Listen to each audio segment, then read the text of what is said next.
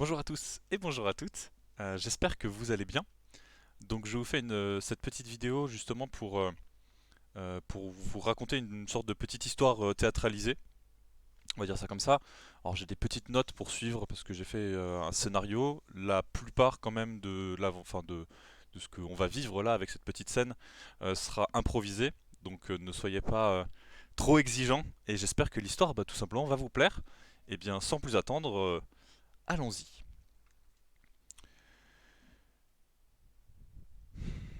J'arrive ce matin dans ma cuisine et comme d'habitude, je me sers euh, mon petit déjeuner dans ce quartier résidentiel dans lequel nous venons d'acheter avec ma femme. C'est vrai que je me rappelle, aussi loin en tout cas dont je puisse me souvenir de tout ça, ce quartier nous a toujours plu. C'est un quartier qui est vraiment très sympathique et en plus de ça, ça nous a directement rapprochés de où sont les parents de ma femme et c'est vrai que c'est toujours à peine mes quelques pensées du matin, des pensées toujours un petit peu floues euh, de choses qui sont pas très importantes dans la vie en général, se terminent que j'entends et bien, du coup ma femme m'appeler. Euh, oui, oui Lara. Je me retourne, regarde derrière moi. Je regarde par le travers de cette porte de cette ouverture de porte que nous avons enlevée et et qui mène directement sur le salon. Je vois donc ma femme passer et arriver dans la cuisine. Elle arrive assez rapidement, euh, alors qu'elle alors qu'elle sait évidemment que cette journée va être importante pour moi. Directement, elle enchaîne sur le sujet et m'indique de faire de mon mieux pour ce qui va arriver un petit peu plus tard. Oh, oui, oui, chérie, je sais. Bon, je vais essayer vraiment de faire de mon mieux et c'est aussi pour ça que ce petit déjeuner est vraiment essentiel. Mais c'est très gentil de penser, de penser à moi. Merci beaucoup. Je mange mon petit déjeuner et je, enfin, évidemment pendant cette période-là, ma femme tourne un petit peu autour, essaye d'être au petit soin avec moi. Elle l'a toujours été. Ça fait maintenant pas mal de temps et elle l'a toujours été au petit soin. Elle a toujours essayé de faire en sorte que je m'en sorte le mieux possible.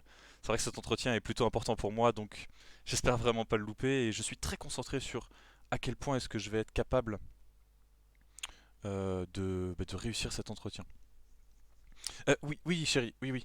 Aucun problème. Je vais amener d'abord les enfants à l'école et ensuite j'irai à mon entretien. Un petit peu plus tard, dans la journée, je suis donc à cet entretien. J'arrive dans un couloir un petit peu sombre, enfin en tout cas légèrement mal éclairé, alors que je me pose sur un siège qui est situé à ma droite. Ce sont des sièges conventionnels de ce genre d'entreprise. On voit que ici tout est standardisé. Je suis passé par plusieurs open space, j'ai pu voir un petit peu les locaux et je suis pas complètement sûr de à quel point l'entreprise est pas accueillante, mais on va dire euh, on va dire que euh, je pense que l'intention qui est réservée au personnel pourrait être un petit peu plus important. Peut-être certains bureaux pourraient être refaits, je ne sais pas. Mais on voit en tout cas que ces locaux sont un petit peu vieillissants. Et du coup, je m'assois tout simplement sur cette chaise. La chaise est assez peu confortable, mais je m'installe de façon un petit peu dynamique et me redresse sur moi-même. Ok, il faut à tout prix que je sois le plus concis possible. Ok, donc ça, j'ai besoin de le dire. Pas plus tard que ce matin, elle m'a conseillé de parler un petit peu de ma vie privée, et c'est vrai que ça peut toujours peser un petit peu, ça montre qu'on est un petit peu plus à l'aise. J'entends mon nom. Oui, c'est moi, je... Bonjour. Oui, exactement. Je suis ici pour le poste que vous proposiez. Oui, c'est ça, exactement, exactement. Mais merci beaucoup. Eh bien, j'entre, pas de problème. Je m'installe sur la chaise qui, elle aussi, est plutôt spartiate. Oui, très bien. Eh bien, je vais commencer. Alors, j'ai fait mes études à l'université de Mulhouse, donc à ce qu'on appelle Laval-la-Fonderie, donc qui est la FSESJ, donc la faculté des sciences économiques et sociales, pardon, et juridiques. Oui, oui, c'est exactement. Oui, oui, oui, oui. Bien sûr, bien sûr, bien sûr. Oui, je me doute que vous la connaissez. C'est pas si loin que ça. Bien sûr, bien sûr. L'entretien continue. Je lui parle évidemment de mes anciens travails, de pourquoi est-ce que je veux changer de travail. En effet, oui, oui, c'est ça. Ma femme a été récemment mutée et nous avons acheté en effet dans le non loin, on va dire. Donc mon travail n'était plus du tout bien situé et au bon endroit. Et évidemment, j'ai tout intérêt du coup à changer de travail pour pouvoir rester. Eh bien, tout simplement rester dans des conditions qui soient acceptables. Oui, oui, c'est ça, exactement. Oui, exactement. Oui, exactement. Oui. Ici, c'est à peu près à 10 minutes de chez moi, donc forcément, ça sera beaucoup plus. Oui, oui, oui, exactement, exactement. Très bien. Non, non, non, aucun problème. Non, vous savez, bah, justement, j'ai rencontré ma femme. Tout à l'heure, je vous ai dit que qu'on était à l'université, enfin que j'étais à l'université de Mulhouse et justement, ouais, je l'ai rencontré là-bas. Ah, ah oui, vous. D'accord, très bien, très bien, très bien, très bien. Ah, c'est pendant que vous étiez étudiant aussi? Oh, bah, ça nous fait un très bon point commun. On discute un petit peu et je me rends compte que le recruteur a des points de similitude avec moi. Euh, Étrangement ou en tout cas de façon aléatoire. Lui aussi, il a rencontré sa femme à l'université et a priori à la même que moi. C'était pas exactement au même endroit. Lui n'était pas à la fonderie, il était sur un autre site, mais globalement c'était aussi lui aussi à l'université de Mulhouse, ce qui nous amuse un petit peu et ça nous prend une petite partie de l'entretien. Évidemment, on parle de l'entretien technique et puis on parle du poste, mais une partie est de ce dont on discute et, est personnelle.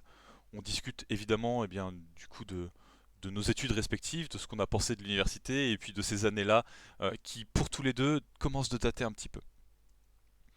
On en arrive au sujet euh, des salaires et évidemment, cette question euh, est toujours un petit peu délicate. J'arrive assez subtilement à lui faire comprendre que le salaire est tout de même assez important puisque bien, du coup, comme j'avais déjà pu lui dire pendant que l'on parlait de façon beaucoup plus personnelle, notamment de nos aventures à l'université, que forcément bah, je venais d'avoir une maison, en plus de ça j'ai deux enfants, c'est toujours des choses à charge et que je peux pas me permettre d'avoir une trop grosse diminution de salaire. Il a l'air d'être plutôt d'accord avec moi au final, enfin, en tout cas sur le salaire que je lui demande, et je suppose qu'il me fera une offre, ou en tout cas dans ses yeux je peux lire qu'il me fera probablement une offre qui ne sera non loin de ça, et donc quand je sors de cet entretien, je suis plutôt confiant. Merci beaucoup, monsieur. C'est oui, oui, bien sûr, non, c'est moi qui vous remercie de m'avoir accueilli ici, et j'espère que je pourrai vous revoir le plus tôt possible. Oui, bien sûr. Bien sûr, bien sûr. Eh bien, n'hésitez pas à me tenir au courant et oui, de toute façon, je répondrai, bien sûr, je me tiens disponible. Merci beaucoup. Je sors de cette pièce qui est devenue, plutôt, au fil du temps, de plus en plus familière. Après avoir parlé avec lui pendant quasiment une heure, en tout cas dans cette pièce-là, euh, j'ai commencé à prendre un petit peu cette habitude. Elle est devenue un petit peu plus familière et quand je sors, le couloir me paraît un petit peu moins sombre. Le soir, en tout cas ce soir-là, je reviens chez moi et j'arrive après ma femme. Je le sais, nous avions déjà vu que c'est moi qui rentrerai le plus tard, de par le fait que j'avais pas mal de choses à faire dans la journée. Je rentre, vois la voiture de ma femme directement et puis me gare non loin. J'ai l'habitude de me garer ici, derrière elle, dans cette allée euh, qui fait l'avant de notre maison, tout simplement. Quand je rentre, instantanément, je suis accueilli par mes deux enfants, Marcel et Olivier. Euh, Ils sont là pour m'accueillir et euh, quelques temps après, après avoir m'être presque débarrassé de mes enfants après une petite blague, j'arrive en tournant sur la gauche dans la cuisine où ma femme est déjà en train de réaliser ou de faire la cuisine. Ah, Lara, oui, c'est oui, oui, l'entretien s'est plutôt bien passé. C'est gentil. Je m'assois à la table qui est juste à côté de la cuisine. Je peux peut-être t'aider pour faire quelque chose. Elle me montre quelques légumes et je commence de les éplucher et de les couper pour qu'elle puisse les incorporer dans ce qu'elle est en train de faire. Oui, oui, bien sûr. La personne m'a posé des questions maintes et maintes fois sur beaucoup de choses. Honnêtement, on a passé quand même une bonne partie du temps à... euh, oui, ouais, oui, c'est ça, exactement. Ouais, on a beaucoup parlé de... Bah, déjà forcément du travail, mais en plus de ça, on a beaucoup parlé aussi de de notre vie personnelle. Ouais, ouais, je t'ai cité plusieurs fois. Tu savais qu'il venait de l'université de Mulhouse, lui aussi? Enfin, non, je dis ça, mais enfin, ce que je veux dire par là, c'est que je trouve ça assez étonnant au final d'avoir quelqu'un qui vient aussi de l'université. Et surtout qu'en plus de ça, euh, en- oui, en plus du fait de venir de l'université, euh, il a aussi rencontré sa femme là-bas. Il a au final beaucoup de points de similarité avec nous. Alors que je suis en train de discuter avec elle, j'ai comme une sorte de d'absence à un moment donné. Je coupe quelque chose, mais l'environnement autour de moi semble comme s'effacer, comme si mon esprit partait. Je continue de couper, et mais euh, j'ai quelques petits trous de mémoire. Je vois ma femme sur le côté droit se retourner. Elle semble inquiète. J'ai une sorte de grand mouvement d'absence, et mon corps tombe, ou semble comme tomber. Enfin, j'ai la sensation qu'il tombe en tout cas sur la droite. J'ai une sorte de grand blanc, j'entends des gens crier à droite, à gauche. J'ai l'impression que mes yeux sont fermés, j'arrive pas à voir qui que ce soit, je vois juste des lumières passer au-dessus de moi. Un flot de lumière. J'entends des gens crier, pleurer.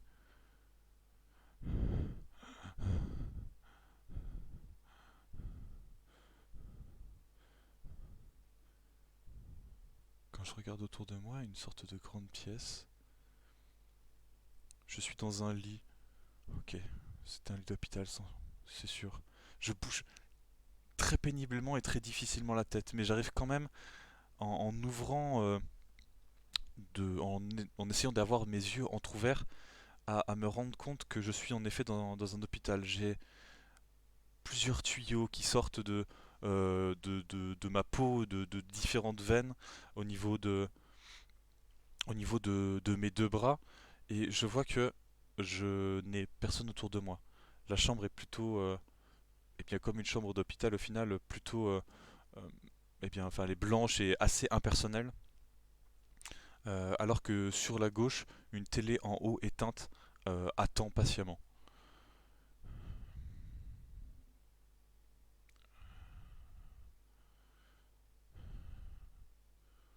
Je tourne la tête quasiment à 90 degrés sur la droite après quelques minutes où je reprends petit à petit mes esprits, où j'essaye petit à petit de reprendre le contrôle de mon corps.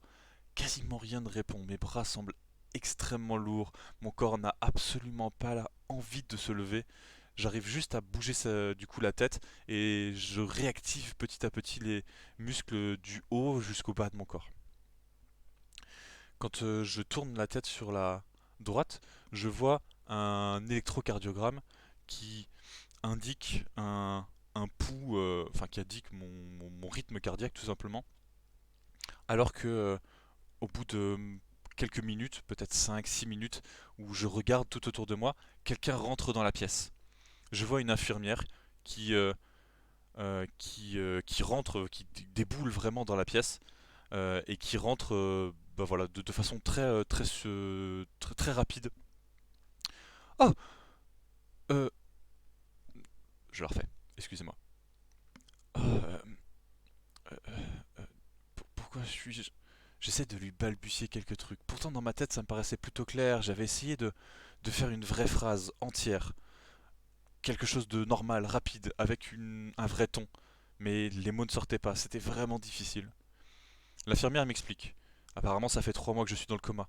Ma femme a eu beaucoup de mal, euh, en tout cas au minimum au début, à quitter cette pièce. Et puis évidemment, elle a dû repartir pour travailler, etc. Elle me dit que je suis ici depuis, ouais, voilà, maintenant 3 mois, et que bien, du coup je viens de me réveiller, que ils ont eh bien que j'avais été, enfin que j'ai été dans le coma, et que du coup je viens de sortir de ce coma là. Plutôt heureux, mais très fatigué des quelques expériences que j'ai déjà pu faire et de ces explications que j'ai déjà pu avoir. Je me rendors péniblement dans mon lit d'hôpital. Quand je me réveille à nouveau, à côté de moi, ou plutôt euh, m'enlaçant le bras à côté de moi, je vois quelqu'un. Je tourne la tête difficilement en ouvrant à peine les yeux. Qui êtes-vous? Je vois cette femme aux cheveux noirs. Elle a le teint plutôt pâle. Elle est euh, plutôt... enfin, elle a plein de caractéristiques pardon, physiques que je découvre petit à petit. Je vois qu'elle a des yeux bleus, une sorte de... Pas une sorte, juste un petit nez euh, qui ressort d'un visage pardon, plutôt lisse.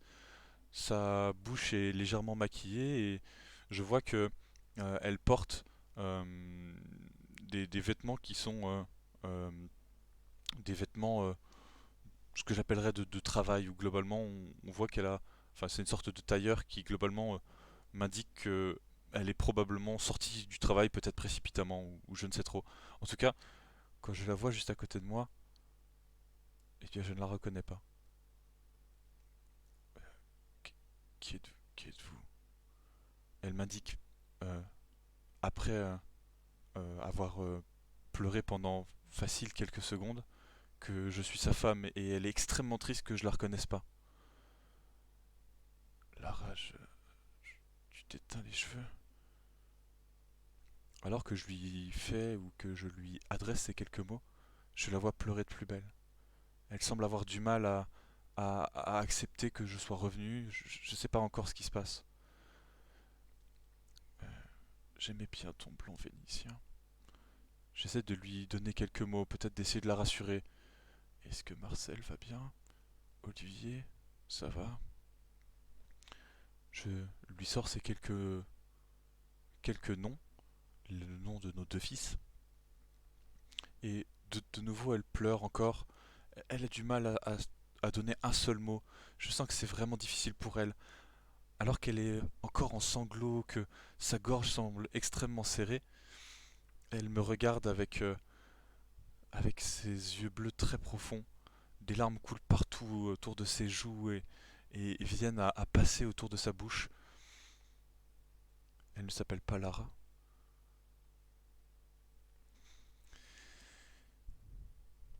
Je suis maintenant, euh, je suis maintenant devant une porte, la porte de quelqu'un qui va pouvoir m'aider.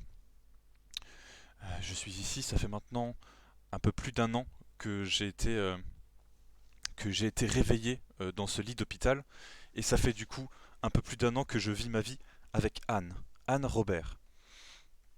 Euh, Elle m'a indiqué que j'ai toujours été, enfin j'ai toujours non, mais en tout cas ça fait longtemps que je suis avec elle et que du coup j'ai eu un souci enfin j'ai eu un accident qui m'a plongé dans le coma et que je venais d'en ressortir. Cela fait un an du coup que je revis avec cette personne un peu difficilement. J'arrive du coup devant cette salle et le, le psy, cette personne-là, m'indique d'entrer. J'arrive dans une pièce dans laquelle il y a beaucoup de livres, des lumières, la lumière est plutôt tamisée. Le sol, quasiment même d'ailleurs du sol jusqu'au plafond, il y a une teinture qui est assez monotone et enfin, et assez similaire. Le sol est fait enfin, est recouvert d'une sorte je n'ai plus le mot, euh, de matière toute douce, qui est donc peu importe. En tout cas, ce sol est recouvert de cette matière toute douce, de couleur, je dirais, entre le rouge, enfin le pourpre foncé et le marron. Et puis la jointure avec les murs est elle aussi recouverte, enfin elle, ou du coup recouverte plutôt d'une peinture, mais qui reprend un petit peu ce thème-là. Ce qui fait que toute la pièce semble extrêmement monotone et extrêmement sombre. En plus de ça, la lumière tamisée n'aide pas et les bibliothèques qu'il y a tout autour viennent absorber énormément de lumière. La pièce est donc majoritairement comme une sorte de petit cocon noir dans laquelle il y a deux divans. Un qui est un divan long pour pouvoir s'allonger. Je suppose directement que c'est celui du patient. Oui, très bien, je vais m'y mettre. Il m'invite à m'allonger du coup sur le divan et j'y vais directement. Il s'assoit à ma gauche, sur une chaise qui semble plutôt confortable et qui a un design un petit peu particulier, qui m'indique aussi qu'il a probablement dû l'acheter de façon... Enfin, que ce n'est pas un standard. Oui, oui, exactement. Je suis là pour l'entretien psy, ouais. Oui, oui, monsieur. Euh, oui, je peux vous réexpliquer tout depuis le début. Euh, il y a maintenant pratiquement un an, je me suis réveillé, d'un coma.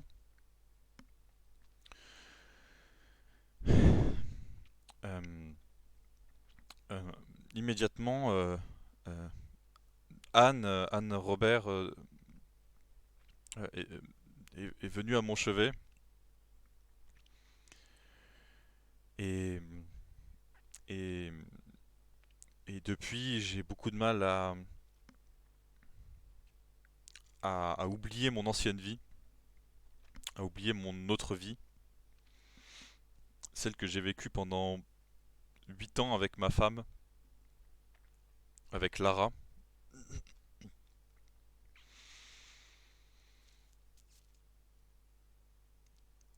Euh, voilà. Je suis là pour externaliser ça parce que mm, c'est difficile de refaire sa vie quand on a vécu autant de temps avec quelqu'un. Vous savez, monsieur, je pensais que ma vie, elle était pas là. Les premiers mois étaient difficiles. Mm. Mais voilà, j'ai pris rendez-vous avec vous puisque maintenant je souhaite essayer de faire un petit peu la paix avec ça. J'ai,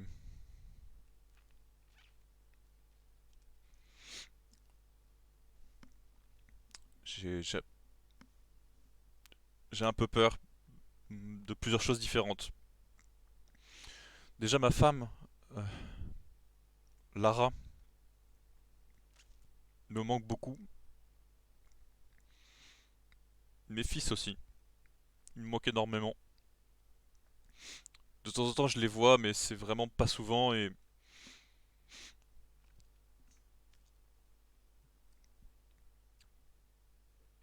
plus ça va, et moins je les vois. Puis c'est difficile pour Anne aussi.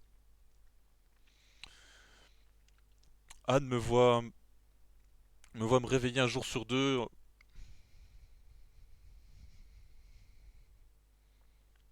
et j'ai pas envie de me lever. J'ai peur de les oublier.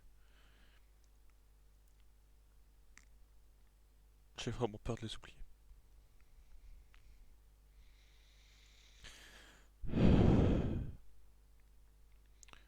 Ce qui nous a décidé, c'est que j'ai récemment vu Marcel et Olivier grandir.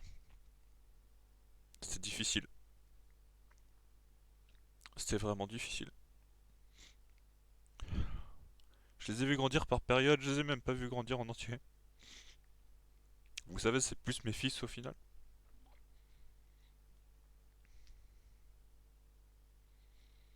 C'est difficile, monsieur. C'est difficile.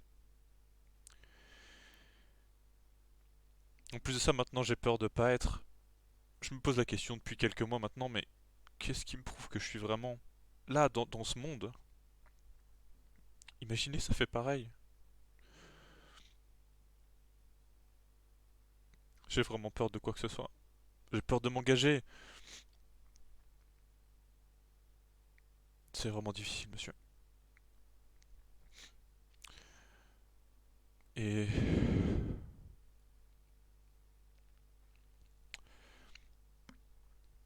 je sais pas ce que je veux vraiment. Je sais pas si je veux oublier ou si je veux rester ici. Je sais pas du tout. Par contre, je sais que ma femme, Lara,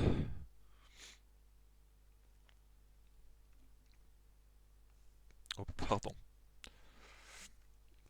Euh, je sais que ma femme Lara, je vais avoir du mal à l'oublier et j'aimerais du coup Anne, enfin ma femme vraiment du coup, je voudrais quand même qu'elle soit heureuse. Je sais qu'elle fait beaucoup d'efforts pour moi et je suis pas sûr qu'elle aime toujours la personne que je suis. Je pense qu'elle a aimé quelqu'un que je suis pas sûr d'être.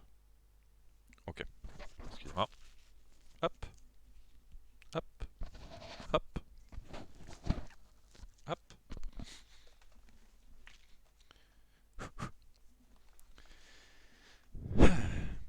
Hmm.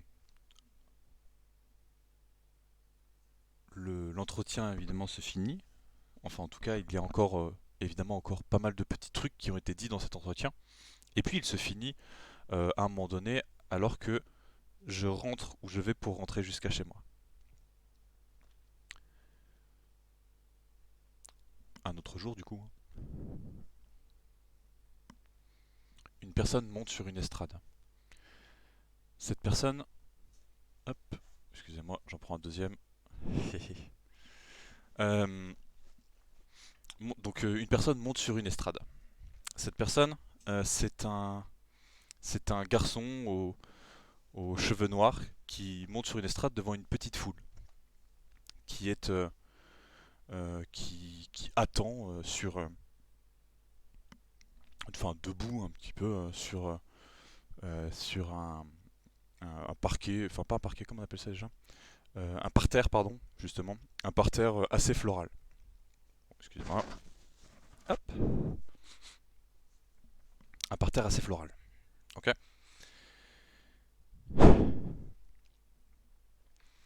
Euh, Bonjour à tous.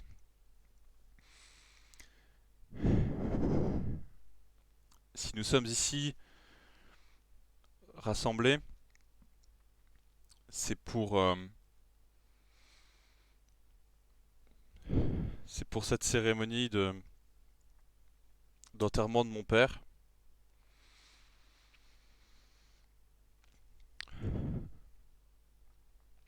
Mon père était quelqu'un qui, comme vous le savez probablement un petit peu tous, était bloqué entre deux mondes. Il était, était quelqu'un qui était jamais exactement tout le temps là, mais toujours extrêmement attentif à tout le monde. Il m'a dit plusieurs fois que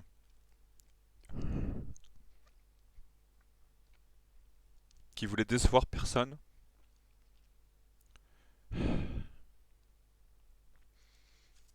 Je me rappelle d'une anecdote. Je l'ai notée pour pas l'oublier et bien vous la dire. Mon père s'était réveillé un matin, assez malheureux comme d'habitude. Il avait du mal avec le réveil. Ce matin-là, il m'a dit, tu sais, ça fait une semaine que je les ai pas revus.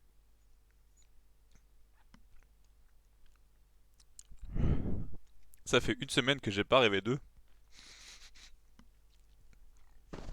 Excusez-moi.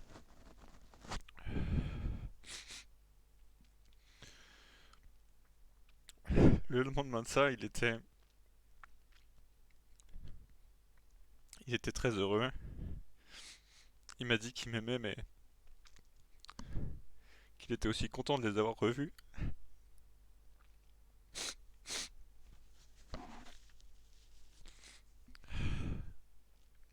Il était vraiment bloqué. Bloqué entre ces deux mondes.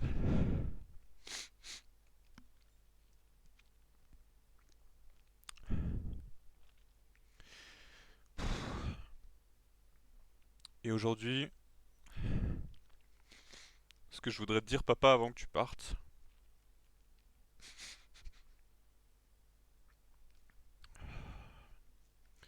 c'est que tu vas dans un troisième monde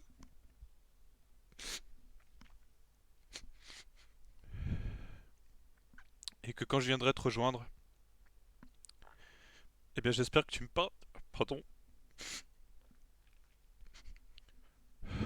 J'espère que tu me présenteras l'autre partie de ta famille, ton fils, Marcel.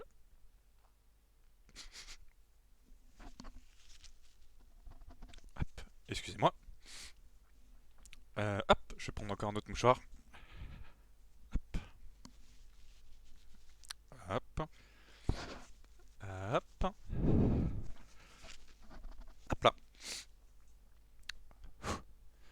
Voilà. Donc, voilà pour cette petite histoire. Euh, donc, comme vous l'avez vu, bon, déjà, forcément, j'ai essayé de la rendre la plus vivante possible. Euh, j'ai essayé aussi de l'écrire la mieux possible. J'ai beaucoup regardé mes notes pour essayer de pas oublier des trucs ou de pas dire des trucs euh, eh bien trop tôt. J'espère que ça vous aura énormément plu. Voilà, j'ai vraiment essayé de le jouer le mieux possible de ce que je pouvais faire. J'espère vraiment que ça vous aura plu, que ça aura pas été trop difficile pour vous. Voilà. Et puis, ben, tout simplement, si cette petite histoire vous a plu, si cette petite histoire théâtralisée vous a plu, n'hésitez pas à me le dire. Comme ça, eh bien, je pourrais potentiellement en refaire d'autres, peut-être un peu plus joyeuses que celle-ci, ou peut-être euh, moins triste, on va dire ça, moins larmoyante. Euh, Écoutez, je vous souhaite une excellente soirée ou une excellente journée en fonction de quand est-ce que vous êtes, et je vous dis à la prochaine. Tchuss.